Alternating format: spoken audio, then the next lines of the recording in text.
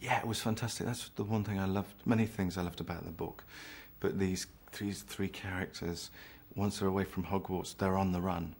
And you know, when we make these movies, we're predominantly studio bound and we're predominantly Hogwarts bound. And Hallows Part 1 allowed us to get out and get the characters out as they're kind of, in a way, it's a race to find Horcruxes, and it's a race to stay one step ahead of the Death Eaters and the Snatchers who are pursuing them. And that was really appealing.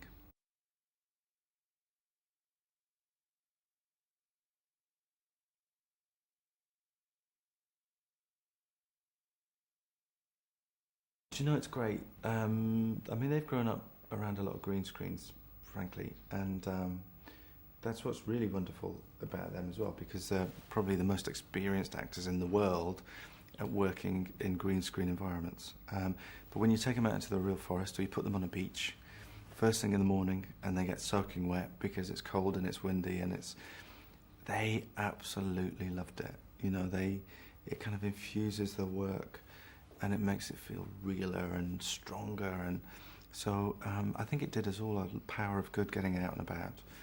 And also I have a huge crew of people who work with me. We make these films together, and rhythmically for the crew, it's good to get out. We sort of head, it's like a big travelling circus. We head for the Wales or Scotland or wherever, and it's sort of that rhythmic change keeps everyone on their toes.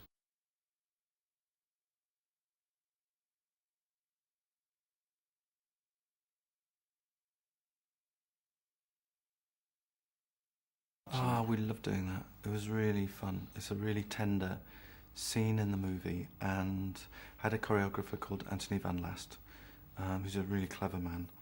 And Anthony choreographed that dance sequence, first of all. I went away for 2 hours. I said, Anthony, just work with Dan and Emma. And I came back and sat down. I was very nervous, and we pressed the music. And they did this perfectly executed dance, which was far too professional and far too perfect, because of course that, you know, Anthony's brilliant at that kind of stuff. And I said, stop guys, I'm not sure this is right. I said, can we just make it a bit more awkward and a bit more fumbly, because they don't know how to dance. They've never danced. This is the first time they've ever danced. And Anthony said, got it. I went away for another hour, did another shot somewhere else, doing something, came back, and Anthony had given them several moves which they could then kind of almost riff around. So he gave them a very basic framework, but the dance is essentially theirs. And I sat down, we played the music, and it was this really awkward, fumbly, slightly funny, but very sweet and moving, awkward dance together.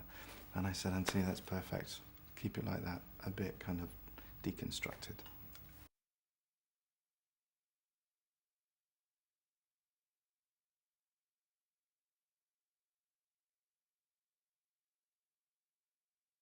It represents two sides of my id, I think, you know, basically.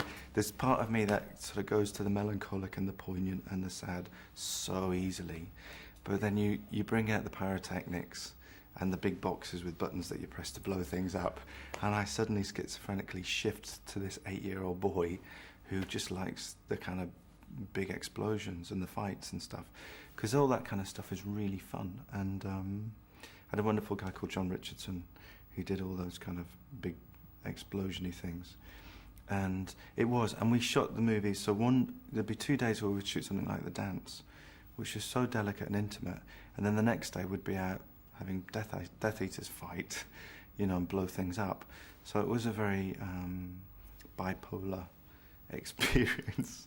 But it was actually really healthy, because you didn't get too kind of, you know, you didn't get too stuck in one mode, hopefully, for too long.